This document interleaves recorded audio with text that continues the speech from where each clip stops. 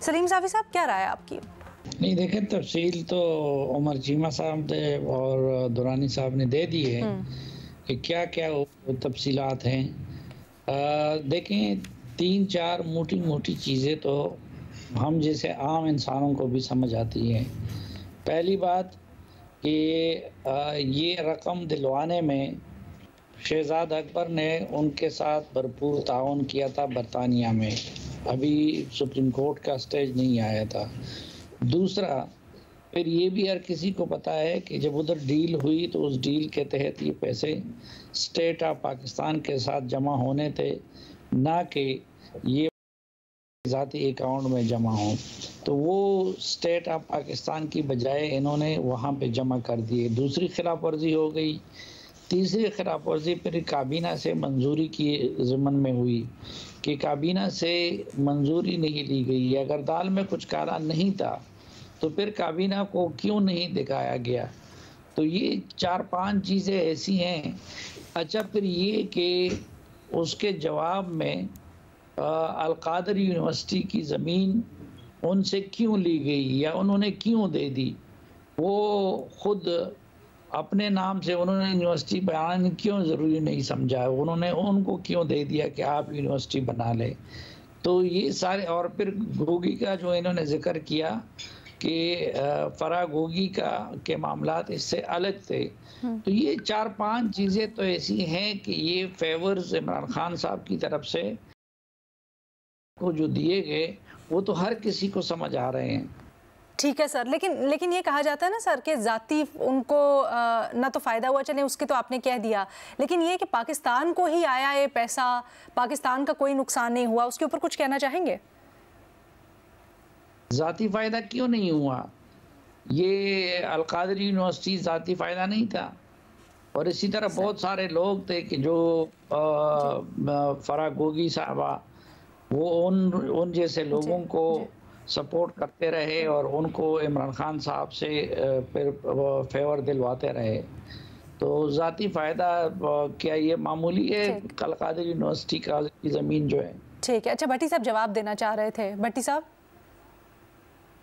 Madam شیخ، میں بڑا، جب میرے بھائی، بہت ہی پیارے بھائی فخر نے بات شروع کی تو میں نے کہا کہ ابھی عمران خان کی کرپشن کی کہانی اصل سامنے آ جائے گی، ابھی عمران خان کی لٹ مار بالکل سامنے آ جائے گی۔ انہوں نے منوان جو حکومتی موقف تھا، جو پروسیکیوشن کا موقف تھا، حکومتی نہیں، جو پروسیکیوشن کا موقف تھا، الحمدللہ وہ اس کے پوائنٹس نکالے اور پیش کر دیے۔ اور آخر پہ انہوں نے ایک بڑی خوبصورت بات کی، انہوں نے کہا کہ القادر ٹرسٹ تو بنا ہی نہیں تھا، لہٰذا یہ جو ڈونیشن ہے اور یہ جو یونیورسٹی اور یہ زمین ہے، اس کو عمران خان کی ذاتی زمین سمجھا جائے۔ چلو سمجھ لیتے ہیں، پھر تو واقعی اگر یہ ذاتی زمین ہے اور اس پہ ایک سائیڈ پہ ہلکا سا چھوٹا سا زمان پارک بن رہا تھا، دوسری طرف بنی گالا بن رہا تھا، تو پھر تو یہ اس کی ہے۔ میڈم شیخ، آن سیریس نوٹ، لوٹی ہوئی دولت، منی لانڈرنگ، ناجائز پیسہ اور ریمیٹنس، اس میں فرق کیا چیز ڈالتی ہے؟ فرق ڈالتی ہے کہ جو نیشنل کرائم ایجنسی اور معاہدہ تھا وہ فرق ڈالتا ہے، اور یہ جرم ہوا ہے یا دو فریقین میں تصفیہ ہوا ہے اور اکاؤنٹ فریز ہوئے اور ڈی فریز ہوئے، وجہ کیا تھی یہ وہ بتاتا ہے۔ اور حکومت پاکستان، اچھا مجھے بھٹی صاحب کیونکہ جلدی سے آگے جانا ہے، مجھے صرف یہ بتا دیں تصفیہ کی نوبت کیوں پہنچی؟ اگر کوئی غلط کام ہوا ہی نہیں یا وہاں پر سب کچھ صحیح چل رہا تھا تو پھر مسئلہ کیا ہوا؟ این سی اے نے کیوں پروب کی اور پھر یہاں تک نوبت کیوں آئی کہ ان کے اکاؤنٹس فریز کر کے پھر تصفیے سے صلح صفائی سے ڈی فریز کرنے پڑے؟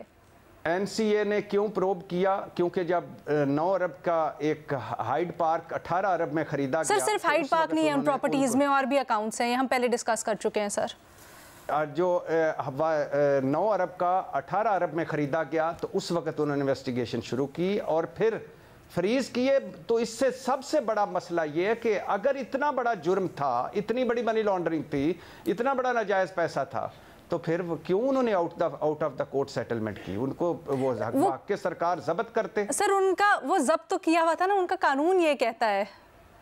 سر ہم ڈسکس کر چکے ہیں، قانون نہیں کہتا، بہت سارے لوگوں کے انڈینز ایسے ہیں، بہت سارے جو وہاں گئے ہیں ان کے ضبط ہو گئے ہیں، कानून में और सर वो ये जो फ्रीज डी फ्रीज करने वाला वो जब्त ही था ना सर, उसके बाद अग्रीमेंट हुआ, अभी फखर ने बताया। डी फ्रीज क्यों किया? डी फ्रीज सर वो अग्रीमेंट हुआ ना, ये तो मैं तो आप कानून जानती हैं पूरा एनसीए का। सर मैं तभी आपको बता रही हूँ, हम पिछले एपिसोड में डिस्कस तो कर चुके हैं सर सब कुछ, और खास तौर पे यहाँ पर जो मसला हो रहा है, जो सलमान अकरम राजा, सर एक मिनट ना, माजरत शेख, आप माजरत, आप अगर तो एज ए वकील मेरे साथ बहस कर रही हैं और एज ए एंकर कर रही हैं, मुझे समझ नहीं आ रही, तो मैं तो आपको बता रहा हूँ, मैं अपनी राय दे रहा हूँ और बसद अदब राय दे रहा हूँ कि ये उस वक्त शुरू हुआ जब हसन नवाज का वन हाइड पार्क डबल कीमत पे खरीदा गया, और ये फ्रीज हुआ और फिर डी फ्रीज क्यों हुआ, और फिर ये मनी लॉन्ड्रिंग है, चोरी का पैसा है, हुकूमत पाकिस्तान ने क्या फेवर दी है, ये वो मुआहदा है जो नेशनल क्राइम एजेंसी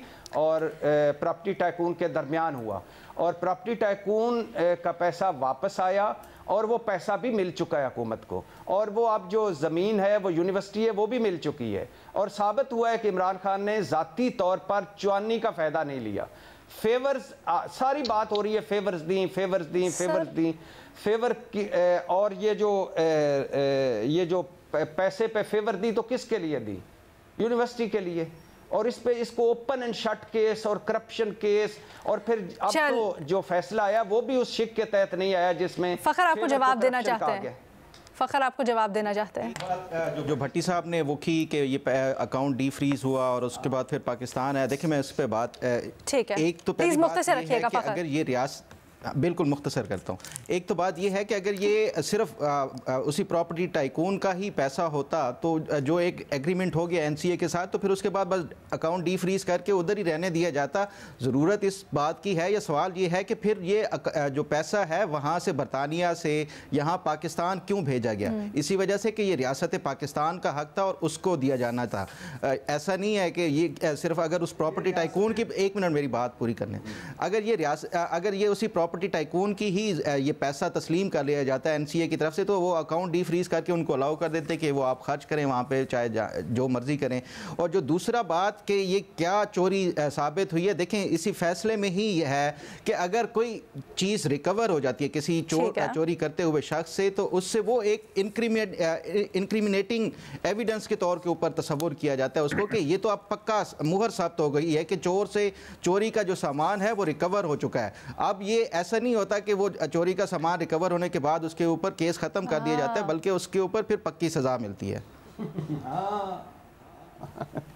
नहीं भट्टी साहब, जवाब देने तो आप दे देना, ये इस तरह से वक्त मैं आपको दे रही हूँ जवाब के लिए, बट नहीं मैडम शेख, मुझे आपकी मेहरबानी है, आपका शुक्रिया। दे दें कि अगर ये उस प्रॉपर्टी टाइकून का पैसा है और ये रियासत पाकिस्तान का हक नहीं था, तो फिर एनसीए उसको वहाँ पे डी फ्रीज करके उधर ही अकाउंट में रहने देती, पाकिस्तान क्यों भिजवाया गया?